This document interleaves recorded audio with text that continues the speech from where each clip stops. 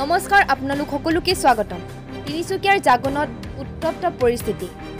যোৱা 18 ডিচেম্বৰত জাগুনৰ 9 মাইলৰ ক্ৰেচাৰ মিলৰ পৰা 8জনীয়া অস্ত্ৰধাৰী সন্দেহজনক আলফা সদস্যৰ দলে অপহৰণ কৰি নিয়া প্ৰকাশ চেত্ৰীৰ আজিও সন্ধান উলিয়াব পৰা নাই আৰক্ষীয়ে।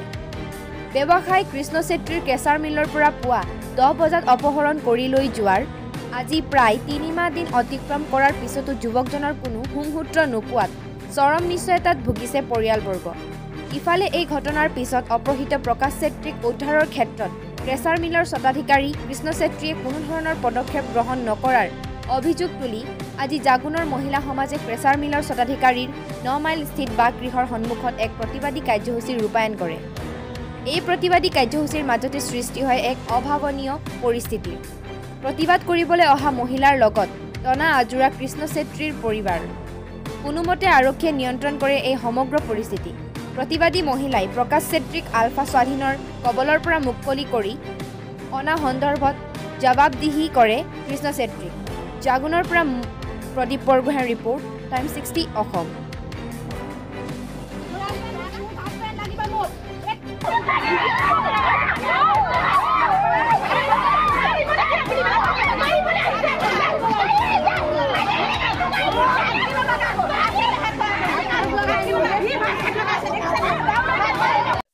প্ৰথমে মই আলফা স্বাধীনৰ শ্ৰী পৰেশ বৰুৱা ডাঙৰীয়াক এই বিনম্ৰ কৰিছো যে মোক মোৰ হাজবেণ্ডক ঘূৰাই দিয়ক। তেখেতে যি ভাবি পেনে মোৰ হাজবেণ্ডক লৈ গৈছে, আমাৰ আপোনাৰ তেখেতৰ লগত একো নাছিলে। আমি নাজানো কেলে নিছে কি নিছে, এই মানুহটোৱে পঠাইছে নে নিধে তিনি। আৰু তেখেতে যদি কয় আমি আনিছো, কিন্তু মোৰ কাৰণে এই মানুহটোৱেহে পঠাইছে।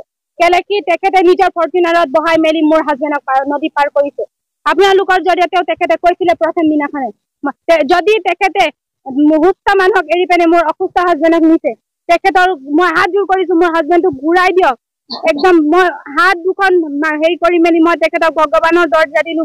আজি 4 মাহ ধৰি মই কেনেকে মোৰ ছোৱালীজনীক লৈ পেনে বহিছো, এই মানুহটোৰ কাৰণে আজি মই এনেকে কান্দিবলগীয়া হৈছে। মই ৰাস্তাত ওলাই আহিছো, মোক মোৰ হাজবেণ্ড লাগিব। তেখেতে মোক আজি কৰি দিম, কালি কৰি দিম। ভাই চেত্ৰীয়ে মোক আজি কৰি দিম, কালি কৰি দিম কৰি আজি 4 মাহ অতিক্ৰম হ'ল। মোৰ কেঁচুৱাজনীয়ে দেউতাৰ মাত ফুটাইছে, প্ৰথম মাত, সেই মাতখিনি তেখেতে শুনিব পোৱা নাই। আছে নে নাই মানুহ এইখিনিও আমাক আজিলৈকে জনোৱা নাই। এই মানুহটো ভাই চেত্ৰীটো মই কেনেকে এটা বিশ্বাস কৰি বহিম? এদিন দুদিন হলেও কিবা এটা সান্তনা দি বহিবলৈ 4 মাহ ধৰি তেখেতে মোক কোনো ধৰণৰ একো খবৰ দিব পৰা নাই। তেখেতে কেলে পঠালে মোৰ হাজবেণ্ডক? তেখেতক অধিকাৰ কোনে দিলে মোৰ হাজবেণ্ডক পঠাবলৈ? আৰু পঠাইছে এতিয়া মোৰ ওচৰত তেখেতে মাত কেলে মতা নাই?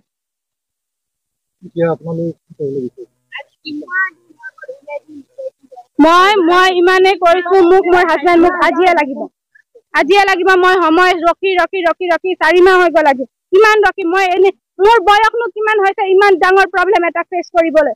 মই 25 বছৰীয়া, মোৰ হাজবেণ্ড 25 বছৰীয়া, মোৰ সন্তান এজনী আছে। বৃদ্ধ মা দেউতাকে সামনে ঘৰত কেনেকে চলাম সেইটোৱে সামনে মই ছোৱালীজনী কেনেকে ট্ৰিটমেণ্ট কৰিম? মোৰ ছোৱালীজনী ট্ৰিটমেণ্ট চলি আছে। আপোনালোকে যদি কয় মই ডক্টৰৰ চাৰ্টিফিকেট ওলাই দিব পাৰিম। এদিন আহি ভাই চেত্ৰীয়ে মোক সোধা নাই কি তোৰ কি হৈছে, কিবা প্ৰব্লেম হৈছে। ফোন কৰিলে ফোন ৰিচিভ নকৰে। মই কেনেকে গম পাম মোৰ হাজবেণ্ড আছে নে নাই? খবৰ দিবলৈ মোক কোনোবাই আছে? আপোনালোকে কওক, মোক মোৰ হাজবেণ্ড লাগিব। কেনেকে ওলাই দিব ভাই চেত্ৰীয়ে? তেখেতে জানিব। আপোনাক যিজন স্বত্বাধিকাৰী আছিলে কেঁচাৰ মেচিনৰ, তেখেতৰ পৰা আপোনালোকে কি ধৰণৰ ৰেছপন্স পাইছে? তেখেতে কি কৈছে আপোনাক এই সন্দৰ্ভত?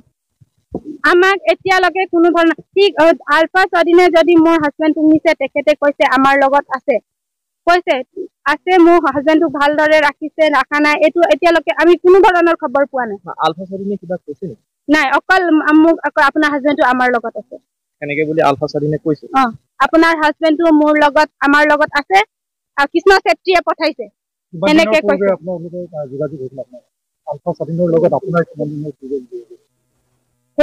যেতিয়া ফাৰ্ষ্ট নিয়াৰ পাছত তেখেতক ফোন কৰি তেখেতে ফোন ৰেছপন্স নকৰাৰ পাছত মোক ফোন আহিলে, মোক ফোন আহোঁতে মই ক'লো ইমানেই জনা আজিলৈকে মই নাজানো মোৰ হাজবেণ্ড আছে নে নাই। এই কথাটো মই নাজানো। মোক কোনে কব যদি এখেতে মোক ভাই চেত্ৰীয়ে যদি মোক নকয় কোনে কব মোক? আপোনাক যোৱা ডিচেম্বৰ 18 তাৰিখে অপহৰণ কৰি লৈ গৈছিলে।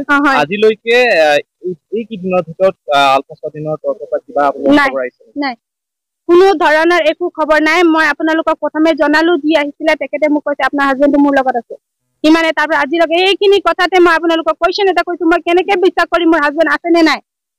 আৰু যেতিয়া ফোন কৰিছিলে তেতিয়া কৈছিলে নেকি কিয় তেখেতক অপহৰণ কৰি লৈ গৈছে? মোৰ লগত সেনেকুৱা কথা বতৰা একো নহল। মোক জাষ্ট ইমান ক'লে কি মোৰ আপোনাৰ হাজবেণ্ডটো মোৰ লগত আছে, সিমানে। তাৰপৰা না হেল্ল' হাই একো মানে একোৱে নাই। তাৰপিছত আপোনাক কেঁচা নিচিনা স্বত্বাধিকাৰীয়ে কিবা যোগাযোগ কৰিছিল নাই? প্ৰশাসনৰ ফালৰ পৰা আপোনালোকে কি ৰেছপন্স পাইছে? প্ৰশাসনে বা পুলিচ প্ৰশাসনে আপোনাৰ লগত কি যোগাযোগ কৰিছে? আপোনালোকে কি কিবা খবৰ পাইছে? আজি 4 মাহ হৈ গ'ল, মোক না পুলিচ প্ৰশাসনে কিবা খবৰ দিছে না তেখেতে কিবা খবৰ দিছে। ভাই চেত্ৰীও একো নকয়, কল কৰিলে কল ৰেছপন্স নকৰে। মোৰ অধিকাৰ আছে না মোৰ হাজবেণ্ডৰ বিষয়ে সুধিবলৈ? মোৰ অধিকাৰ থকাৰ পাছতো তেখেতে মোৰ ফোন ৰিচিভ নকৰে। মই তেখেতক আহি হাত জোৰ কৰি বিনতি কৰিছো মোৰ হাজবেণ্ডক ওলাই দিয়ক, ওলাই দিয়ক। তেখেতে মোক কি কৰিলে, মই নোৱাৰো, মই পঠাইছো নেকি? মোক ধমকি দিছে। এতিয়া তেখেতৰ ৱাইফে ইমান পাব্লিকৰ ওচৰত মোক হাত উঠাইছে। তেখেতক কোনে অধিকাৰ দিলে মোক হাত উঠাবলৈ? কোনে অধিকাৰ দিছে তেখেতক মোক হাত উঠাবলৈ? এতিয়া আপোনালোকে কি ভাবিছে ইয়াৰ পৰৱৰ্তী? মই ইমানে কৈছো মোৰ হাজবেণ্ডটোক ঘূৰাই দিয়ক। মই পৰেশ বৰুৱা ডাঙৰীয়াক ইমানে কৈছো বাৰে প্ৰতি তেখেতৰ প্ৰতি আমাৰ বহুত সন্মান আছে। মোক মোৰ হাজবেণ্ডটোক যেনেকে হলেও ঘূৰাই দিয়ক। মোৰ হাজবেণ্ড নিৰ্দোষী মানুহ, মোৰ আৰু একো নালাগে, মোৰ হাজবেণ্ডটো মোক ঘূৰাই দিয়ক। হয়, প্ৰথমতে মোৰ এই ঘৰ মোৰ নহয়, মই মোৰ হাউগুৰি ঘৰ হয়, মোৰতো লিডিত থাকো। আৰু এই সেইটো প্ৰক্ৰিয়াটো হয় যোগাযোগ হৈ আছে, তেনেকা মাজত যোগাযোগ হোৱা নাছিলে। এতিয়া আমি যোগাযোগ কৰি আছো, সম্ভৱ সোনকালে এসপ্তাহ ভিতৰত মানে চেষ্টা চলাই আছো ল'ৰাটো ঘূৰাই আনিবলৈ।